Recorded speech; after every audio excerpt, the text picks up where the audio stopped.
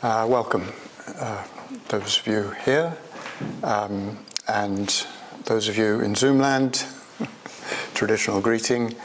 My name is Charles Manson, as you can see on the screen. I work as a librarian part-time at the Bodleian Libraries in Oxford and at the British Library in London, looking after the Tibetan collections, more so in the Bodleian. I more do cataloguing in the British Library. So what I'd like to talk about is the figure Karmapakshi. We've had some mention of the Tibetan Empire and then the Chidar, the rekindling from the ashes, so to speak, where there was a sort of second wave, should we call it, or renaissance even, of Buddhism in Tibet in the late 10th century and then going into the 11th, and then the 12th. And then by the time of the 13th, which is where the figure Karmapakshi occurs, we've also got in India, where Tibetans largely wish to take their Buddhism from, the incursion of Islamic forces into India in actually around about 1204. So there's a certain amount of, not complete cut-off, but a certain amount of cut-off there. And so in a way, you could think of Tibetan Buddhism really becoming Tibetan Buddhism from that point. That it's almost like the translation, although there were the, as George mentioned, the later sutras translated in the 14th century. The most of the material of direct Buddhism, shall we say, was created then, and then it becomes more of a Tibetan subject. And also, what's Karmapakshi is very influential with is the institution, or the tradition, shall we say, of reincarnate lamas. So he's often credited with being the first, which isn't quite, you know how these things develop, and then you have to sort of focus on a figure. Well, you don't have to, but people do. But he was certainly one of the most influential. And of course, it's the Karmapa lineage, which continues into the 21st century. Even in the 20th century, recognized by a communist government. So he's quite an important figure. There was no Karmapa before him. Well, let's say the title Karmapa was not used before him. It was with him that the title began to be used. And the reincarnation that he was said to be of became the first Karmapa, Dusum Khenpa, and then we have this, he then becomes the second Karmapa.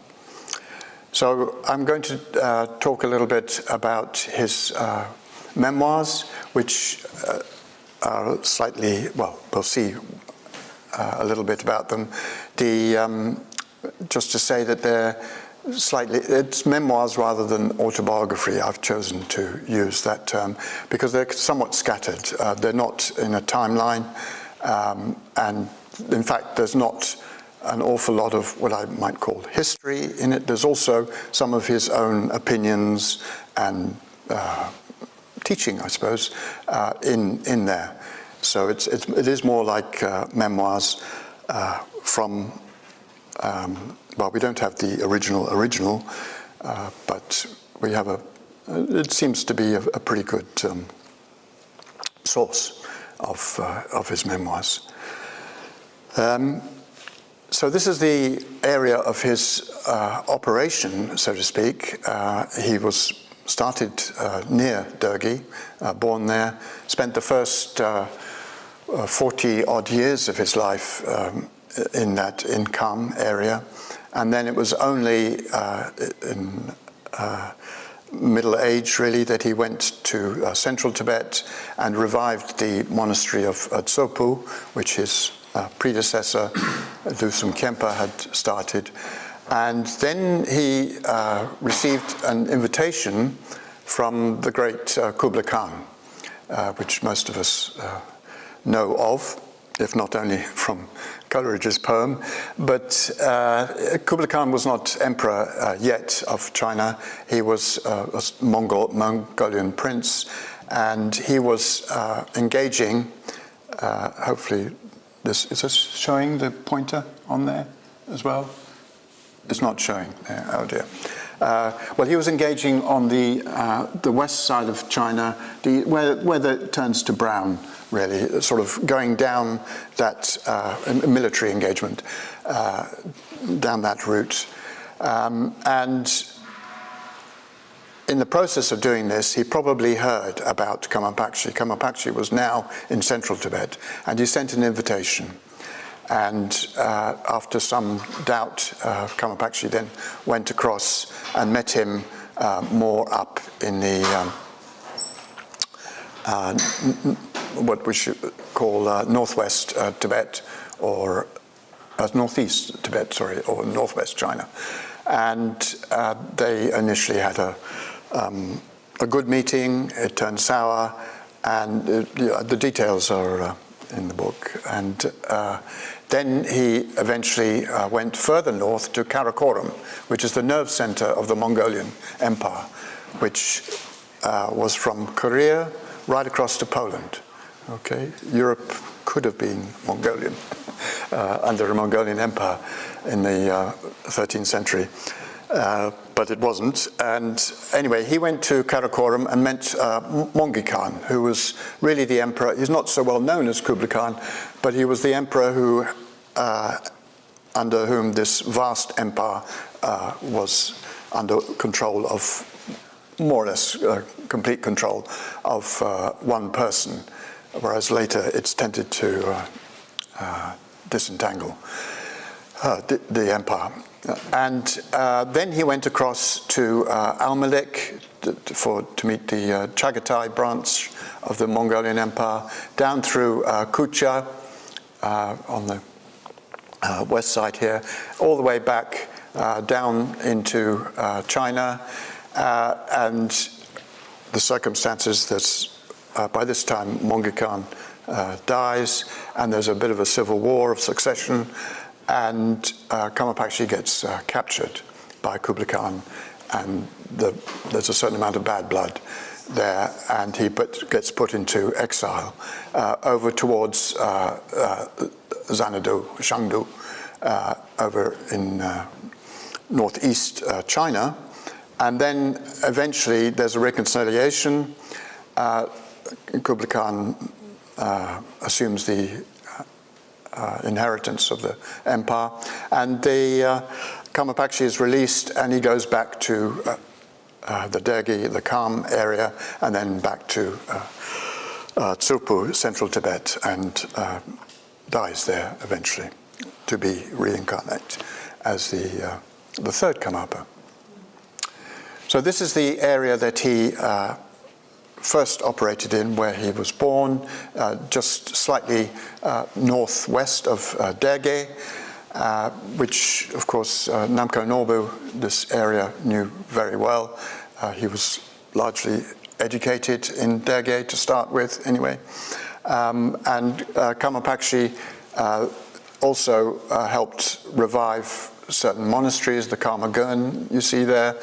He was trained, intellectually trained, at least, in Katok monastery, the Nyingma monastery there. So he's an interesting blend of Kagyu and Nyingma. And he also revived the monasteries that Pangpuk and Kampon Nenang.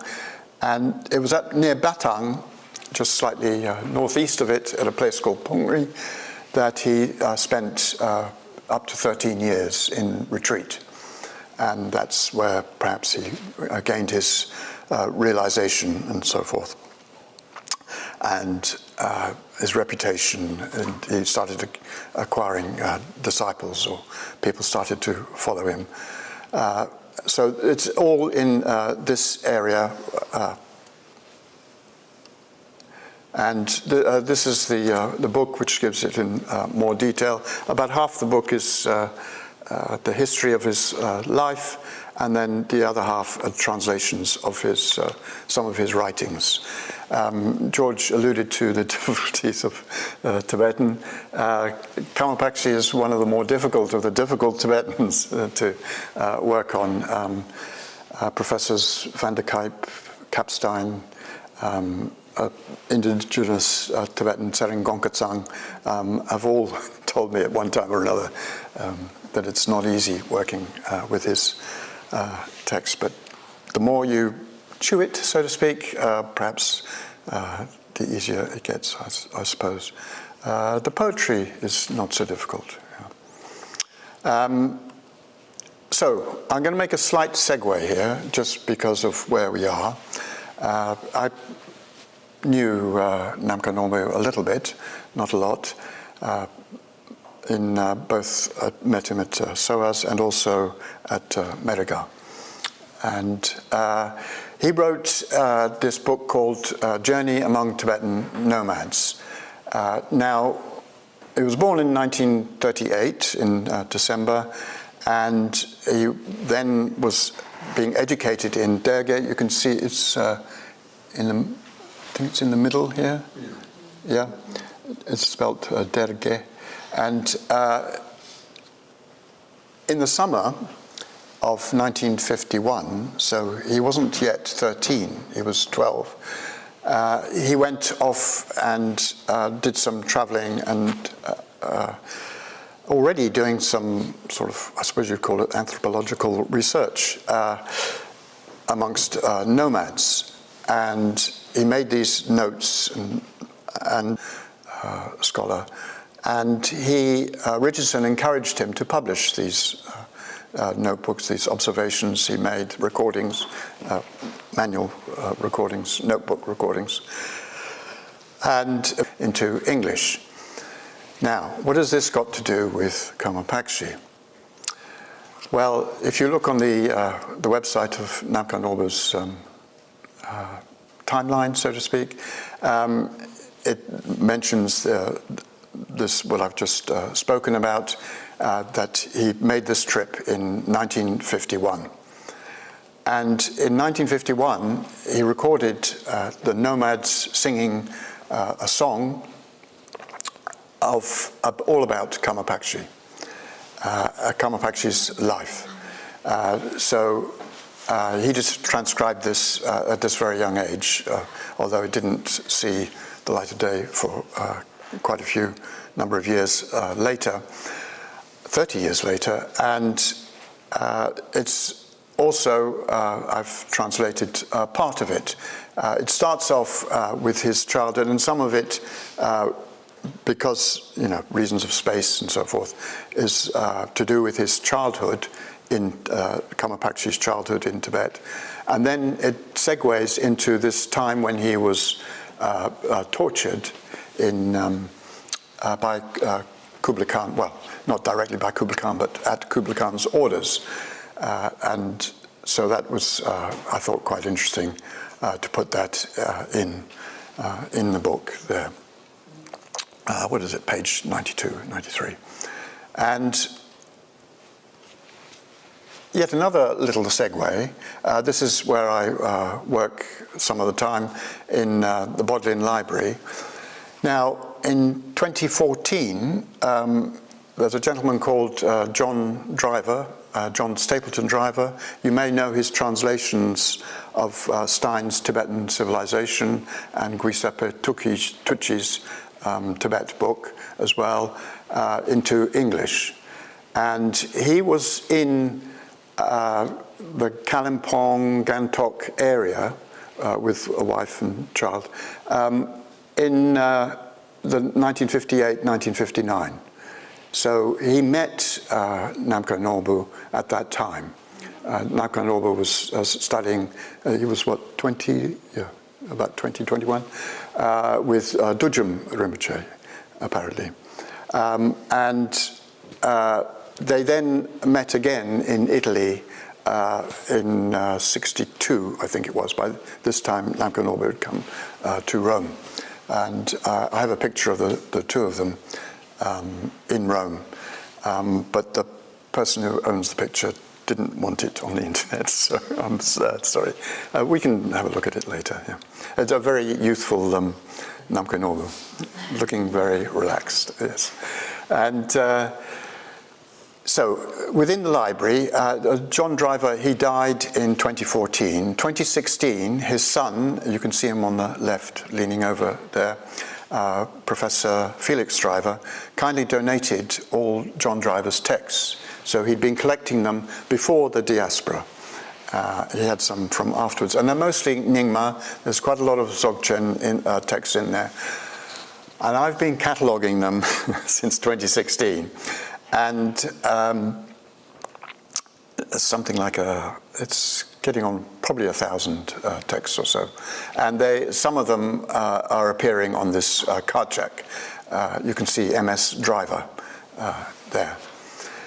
Now the other day, sometime last year, I could find an email, I suppose, but I don't remember exactly when. I was asked to clear out some shelves that they were moving stuff, as you do in a library storage. This is underground, the bits that people don't see. And so there were some boxes of John Driver's works there. And I, then had a little look into them. And lo and behold, I found this, Namco Norbu manuscripts there, which I thought, oh, that's interesting. You notice that it hasn't been catalogued yet at all.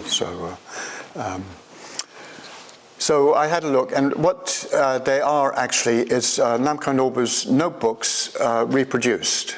And I really don't know how this got done, because somebody who's good on historical ways, the machinery that was available in the 1960s, either in India or perhaps in Italy, might be able to tell us. But because, photocopy machines, when did they really start? But anyway, it is photocopied, and there's the volume 1 has a couple of texts. This one is a kaju, a short kaju, kamsang actually, sort of lineage that are written by Namco Norbu, as you can see down at the bottom there, and then a third one on Dzogchen. In this volume 1. The very first one is about the Panditas and Lotsavas, how they came to Tibet. So I don't think any of those has been published or translated. So that's quite interesting. Volume 2, I think, has been translated. I think this is the Gendon Churpel text that Namco Norbu was keen on having, and it's published. I see there's one copy left, and that's fills that volume. So that's quite interesting. So there's a sort of connection. I thought I would, rather than put this at the end of the talk, put it at the beginning, the connections with Namco Norbu. I'm in the process of trying to, as Trinity knows, trying to ensure that all the published works of Namco Norbu are held both at the Bodleian and at British Library before, how books disappear eventually, 100 years or so. We're all talking in terms of centuries, aren't we? Yes. So this is Kamapakshi's memoirs. This is actually a reproduction. The original, there's a slight mystery about where it is. I've suggested that it might well be in Rumtek Monastery, in the upper rooms, which have been kept locked because of the Karmapa dispute. And I did try to get in, but there was a policeman there. It wasn't possible. But I'm not entirely sure, because if you look, let's go back, we'll get to the introduction written by Gene Smith in a minute. So this is reproduced in 1978. And I asked Punlap Rinpoche, who was very young at the time, being trained at Rumtek, and he does remember the text. And you see the black and the white there. He said that the white is actually silver, so it's silver ink on black. He doesn't remember. It doesn't look as though the drawings are painted at all. They're just black and white drawings. He couldn't quite remember that, but he did definitely remember the silver. So there's 80 folios, and fundamentally 3 texts. There's sort of subdivisions a little bit in them, and there's 6 illustrations, 2 for each. And you'll notice that it's in the Ume script, which can be a little tricky to read. It's not as difficult as what when you have students learning Tibetan, they say, "Oh, it looks really impossible," but after a little while, suddenly they all get it, and there's a breakthrough. Usually, I find anyway.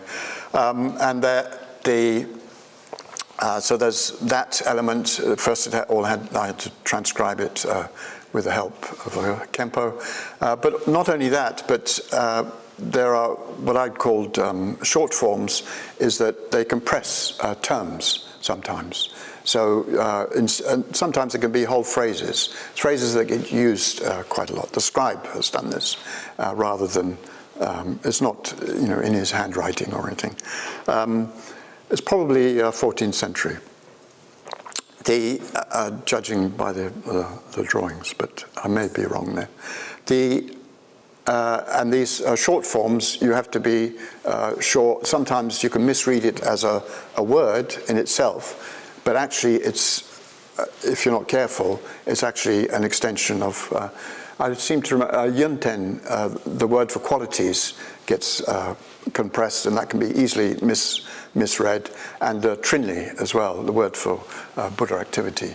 When it's compressed, can get misread as well. So you just have to be careful. I counted it up. There's over 300 different types of short form in these 80 folios. So that's a little bit of a difficulty there. And sometimes there's verse, usually in 7-beat verse, but it's not put in the European way. We would suddenly, if we get I've translated a number of poems and so forth, we indent, don't we, for poetry? Usually they don't do that. It's just usually I would presume to save on paper. Paper is a valuable resource. And so there's probably where it is. It might possibly be in the Densapa collection in Sikkim. I approached the elder Densapa. He's now deceased some time ago, but he wasn't willing to allow me to look through his collection, I'm afraid. But when it was reproduced in 1978, there was this great, as you may know, Gene Smith, who was a Tibetanist, and also worked for the Library of Congress, based in India. So he was on the spot, so to speak, when the Tibetans started bringing out texts. And he managed to tie it up with at the time, India, of course, was extremely poor. They were leaning towards Russian help a lot. But the Americans were providing a lot of food, rice, because the Americans have a lot of rice. And the Indians the Indian government could not pay for this so well. So they said, okay, why don't you give us books instead? And this became what is known as the PL 480 scheme, whereas Indian books were transported to something like 1822 American universities, and in lieu of the food. So this was done under the auspices of the embassy in Delhi. And it was fortunate that Gene Smith was there, because he then gave the angle, the Tibetan angle, and he made sure that in the circumstances of the time, photocopying machines, photography was expensive and laborious, but they managed to reproduce a lot of material in the time that he was there. And his whole collection has now been donated back to China, and it's in Chengdu, and there's a whole floor of his museum in Chengdu University. Yes, Chengdu University. And interesting, you see in this introduction by Gene Smith told me, well, emailed me before he died, that he'd written this. And he's got one of the dates slightly wrong, but he does mention Dzongsa Chensi there, ubiquitous at the moment. And he was born in 1961, so he would have been about 16 or 17 then. And it seems that the 16th Karmapa was keen that he looked at this, and so he had borrowed it from what we can understand here. The Karmapa had borrowed it and lent it to Dzongsa Chensi, and then it went across to Delhi. Now, what we don't know is whether it came back from Delhi. Quite a lot of texts didn't come back, or whether it got back to Rumtek and then didn't move from there, or whether it got back to whoever the 16th Karmapa borrowed it from. And it's only my surmise that if that was the latter was the case, then it might well have been the Densapa collection. But it would be nice to find it one day, the original. So there's the three texts, and this gives you an idea of what you have to work with. I've got the illustrations enlarged in the next slide. And some of it is, you could call it even meditational, really. He does talk quite a bit about consecration, actually. He says that he gives quite a, well, not lengthy, but quite a passage on the values of consecration. Because Karmapakshi actually, after his travels, he came back to central Tibet. He built this huge statue. It was 60 feet high. What's that? That's 5 or 6 stories high. Can you imagine doing that in central Tibet with the resources they had then? You have to find the copper, make the metal, and then it has to be created from there. It was destroyed in the Cultural Revolution. They've since built another one, but it's considerably shorter. I think somebody estimated, because they didn't get a ruler on it, but estimated it as 40 feet now, the one that's currently there. But you have that building as well, a building to house it too. So technically, this is quite an achievement. So he highly values consecration, because he consecrated this statue. It took some years they had a lot of trouble with the workers, and then the trouble spread from the workers to the kitchens as well. You can imagine, probably not a union, but people getting upset about things. But eventually it was built, and with the consecration, he would claim that then that helps generate peace and plenty, good crops and good health for people in the area. So it ties in a little bit with this idea of worshipping shrines. The importance of meditation and breath. I've recently, just towards the end of last year, started doing some, should we say, meditation sessions using the instructions of, not from this text, from elsewhere, that Karmapakshi was very keen on, and people did it quite hesitantly. I'm not a meditation teacher, but they do seem to find it quite helpful, so much so that I've done it a few times with these groups, various groups. and once in Belgium and in Germany too. Okay, so these are the figures there. In text A, the Amitayas, excuse me, and Mahakaruna. Kamapaksha had a special identification. His Yidam was Gyawagamslo, so he had a connection with Chenrezig, Mahakaruna, and then we have here, I'm not quite sure why Zangri Repa is mentioned, because he doesn't come into the text at all, but he is mentioned there, and Pamodrukpa as well. So this may be more the scribes creating the document later, who introduced this. Dusum Khyentse, Kamapakshi's predecessor, spent, I think it was 40 days with Rutrungpa. So there is a connection there. But again, he's not mentioned within the text much at all. Well, not at all, yeah. And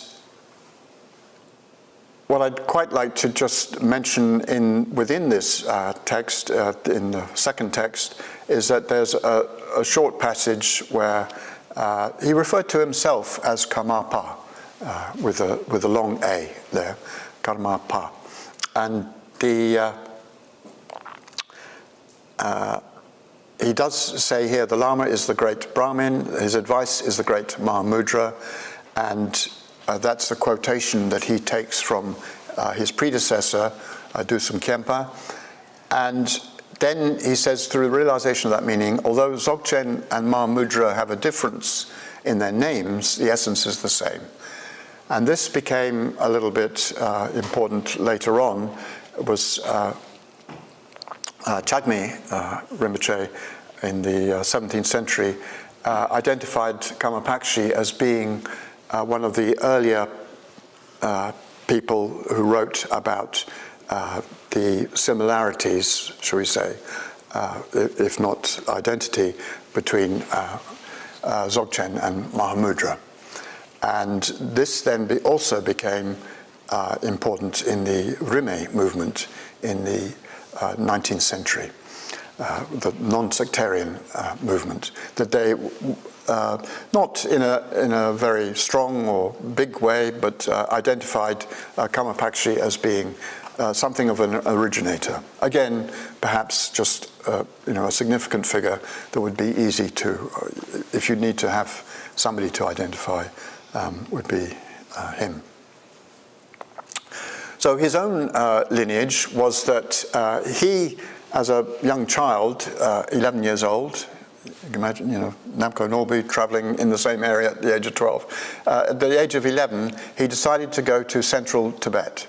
And on a hill, he met Pomdrakpa, and eventually, who was the one who indicated to him that he was the reincarnation of Dusum Khyentse, who had died, 20 odd years. This is round about 1215.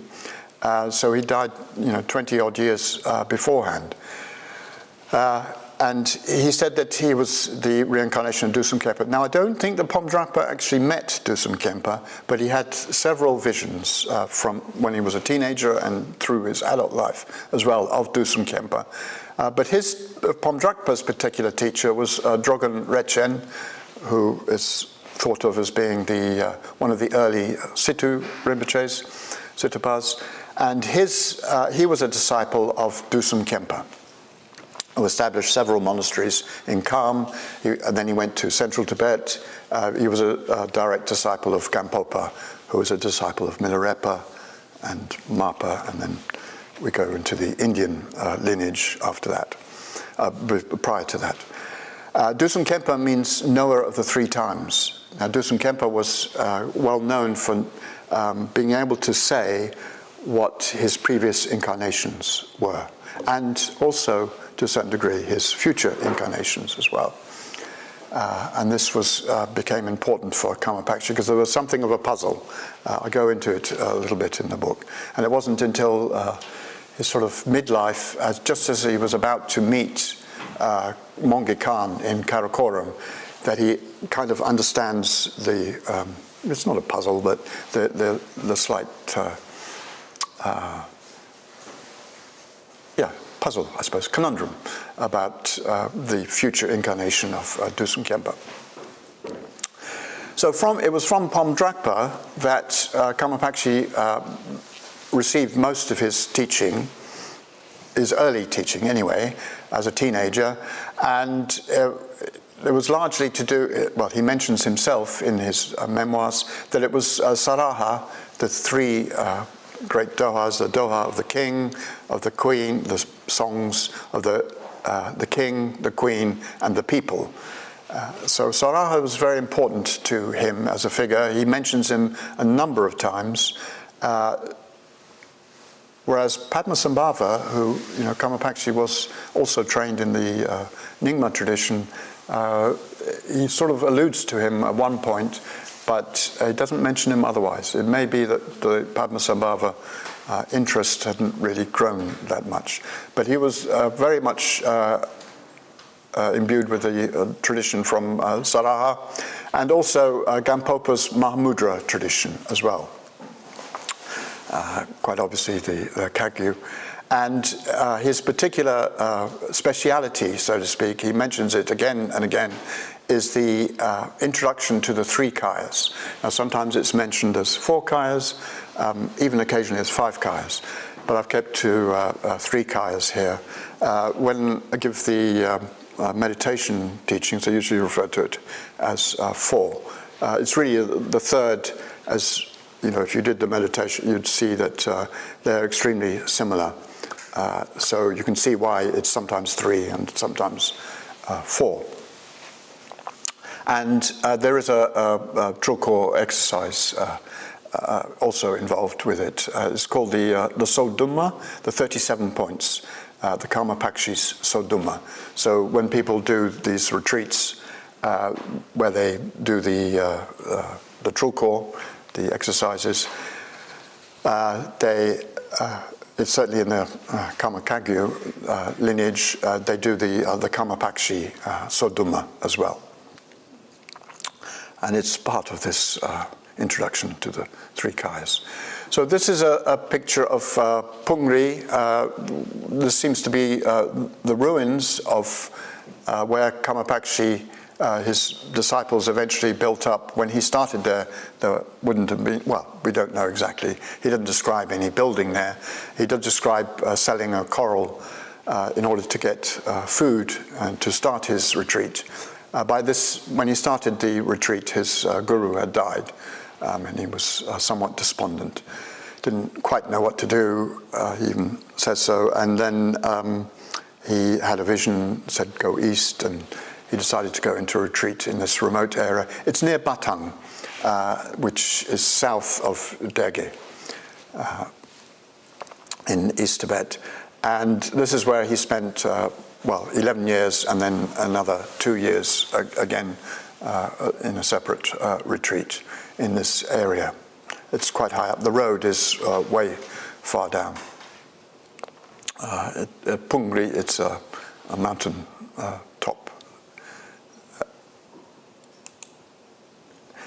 Now, while he was at Pungri, he had a dream vision where Dakinis came to him. He had many, many visions. I couldn't put them all in the book. It would just become, and then another vision. But the visions that he had were often helped him make very crucial decisions in terms of, changing of directions or leaving Kublai Khan, for instance, which was quite something. What to do after his guru died. Anyway, while he was at Pungri, he had this dream vision where the Dakinis came and they said to him, will you sing to us the Om Mani Padme Hum mantra? So in the dream, excuse me.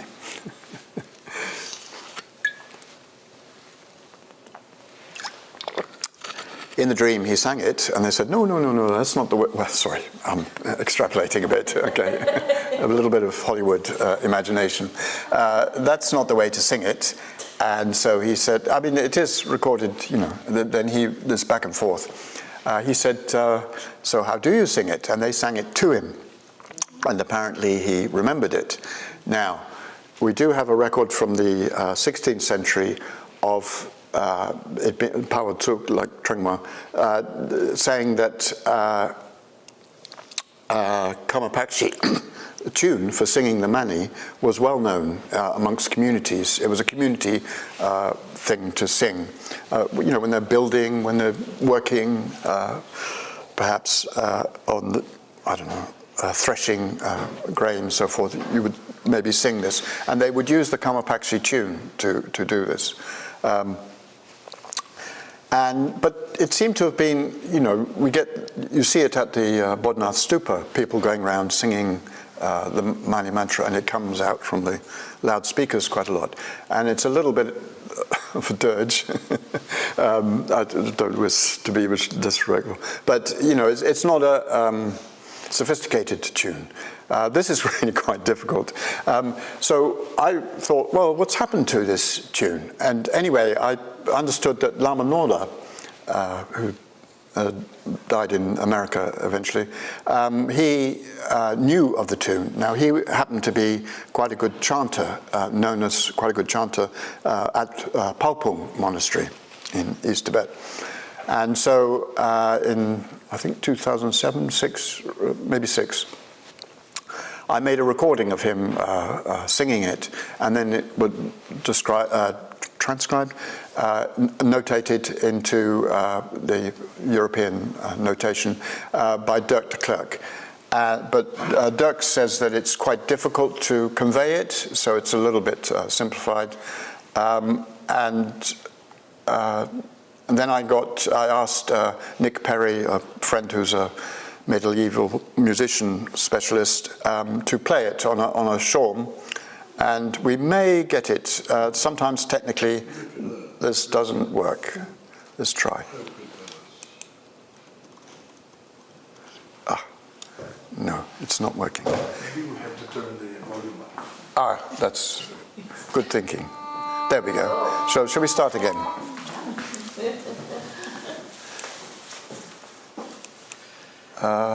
Okay.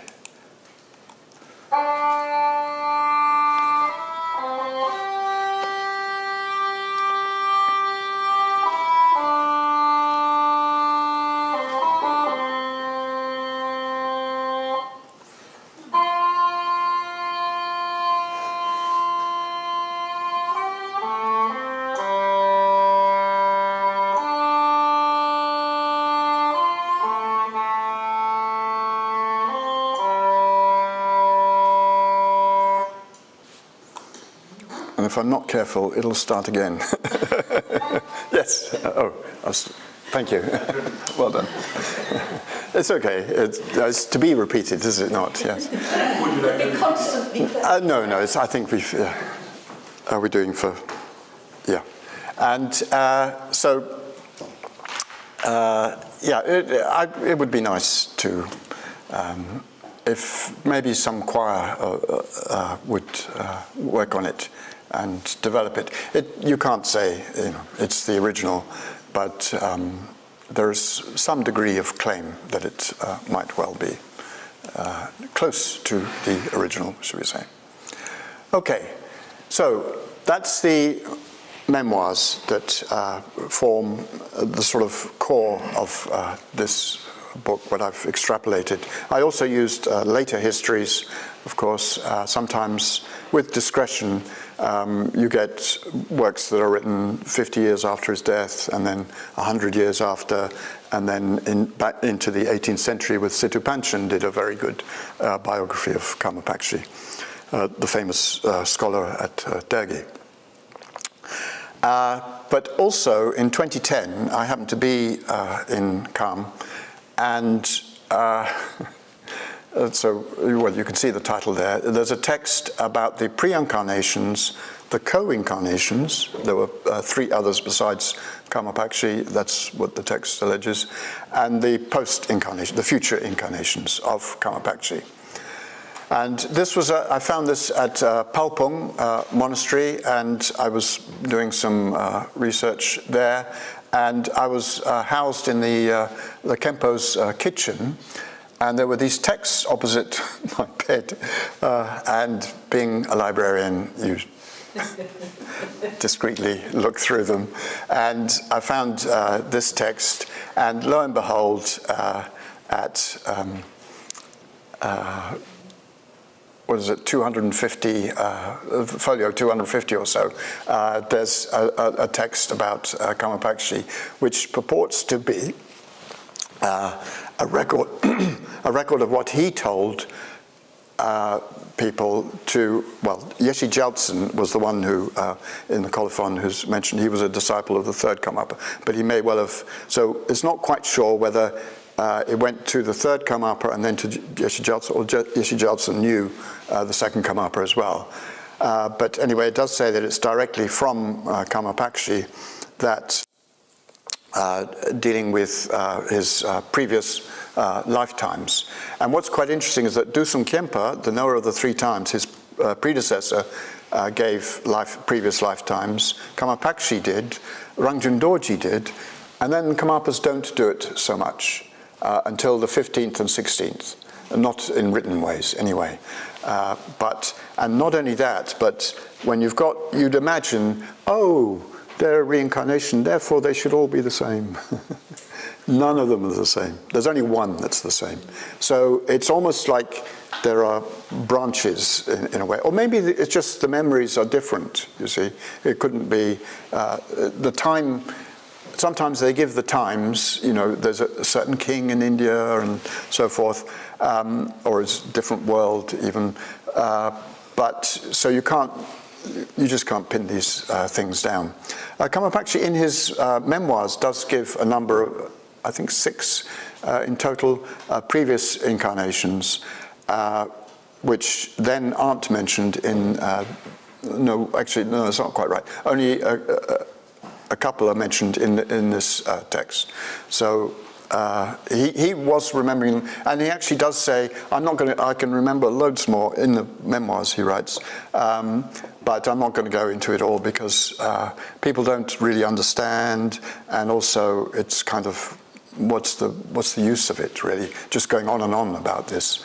But at some point he did give all these. He also gave 3 co-incarnations, so there were 4 of them.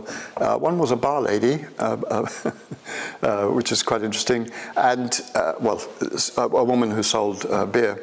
And then, of course, the future incarnations is as a Karmapa, and also a future Buddha. The idea is that the Karmapas eventually become the 6th Buddha after Maitreya. The 5th Buddha for the Eon. So that's quite interesting. It's not that long, 19 folios, 2 illustrations on the front page, the title page, and then there is just the quote from one of the folios that we heard this from the precious Lord Jetsun's mouth. So what exactly does that mean? But it is a direct quote, in other words. And then Yeshe Gyaltsen made this arrangement of this. This is in the colophon. These are the limitless life stories. So there's 17 right back from the time of Shakyamuni, not Shakyamuni, but from his time up until the 12th century. And I've sort of looked at, you do tables and so forth. They sometimes give the time or the kind of age a little bit, and sometimes the occupation as well. So most of them are religious figures of yogins or monks, but sometimes royalty as well. Not usually ordinary people. Once or twice, yes. And then 4 current incarnations, and then 3 future incarnations. Then thirdly, what's also useful is the songs and verse of Karmapakshi. Now, some of you may know the Reign of Wisdom that Trungpa worked on for the Kagyu lineage, and people are interested in the gur of the realized Mahasiddhas and Siddhas and Lamas and Rinpoches. But Karmapakshi doesn't feature much. So during lockdown, you get more time to poodle about on the internet. And I did find that there'd been a reproduction done in 2015 of a manuscript in Chengdu, and that actually All Souls Library, by some fluke, had managed to get hold of the reproduction. And then fortunately BDRC has scanned it as well. And it's sort of hidden within 3 volumes of a lot of its philosophical texts, which is why Oxford was interested in it. It's not part of the general Tibetan collection, but it was very expensive, so from my own point of view, with small budgets, I was glad that All Souls got it. And this is what it looks like. So there you have Karmapakshi with a trademark beard, and to the left is, I've forgotten his name now, is his teacher at Katok Monastery, Bumpa. I'd have to enlarge it to read it. I'm sorry, I've just forgotten it. And there's something like 60 songs almost. I've done about a dozen, inserted them into the book in places that I thought they could be said to be relevant. The colophons usually don't specify where they were sung, unfortunately. So it's either by subject, or sometimes some indication of location is given within the song, and so I've used that or the subject matter. And they refer to him as Lama Tsopo. So this may be really quite early, not the manuscript itself, but when it was recorded. So they may not have been changed all that much. And again, several references to Saraha. And then lastly, what's quite unique really, within the memoir, in the later writings of, for instance, Sidhu Panchen and one or two of the other later writers about Karmapakshi, they mention a Bardoma text. So Bardo, intermediary state, transition from one life to another after death. And this is the transition from Karmapakshi to Rangjung Dorji. And it was Rangjung Dorji who apparently, the third Karmapa, who apparently remembered this, and eventually he wrote it down. But we couldn't find it anywhere. And then Ruth Gamble, she's done same series, third Karmapa, and she included a translation of it. I can't remember. This is probably the marker. In the early part of the book, and it's quite interesting. Probably, well, maybe not unique, but very rare example of somebody actually writing down a sort of their consciousness of coming from one lifetime to another.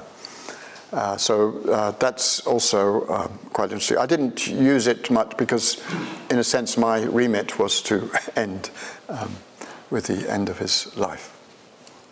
So there's Ruth Gamble. She's based in Australia, occasionally in Europe. But so there's a famous painting of Karmapakshi. And that's him. You see the smaller figure to the right there with a lady as well. That's the great Emperor Mongi Khan, reduced to a smaller figure making offerings.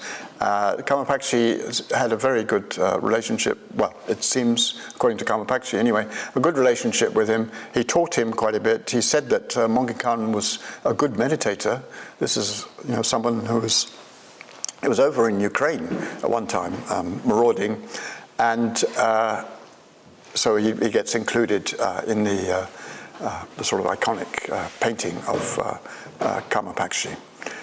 And then Kama-Pakshi's final song, this is not, of course, in his memoirs, because he wouldn't have said it, well, somebody could have recorded it. It does appear in Siddha Panchan's biography, and I've included that. It's not actually written, we can say, necessarily by Kama-Pakshi, but I thought it would be interesting to include it there. I might even read it, just to finish. It's the end of his life, so. Deathbed Song. Although I will have passed from this beggar's life, signs will occur in the clear sky.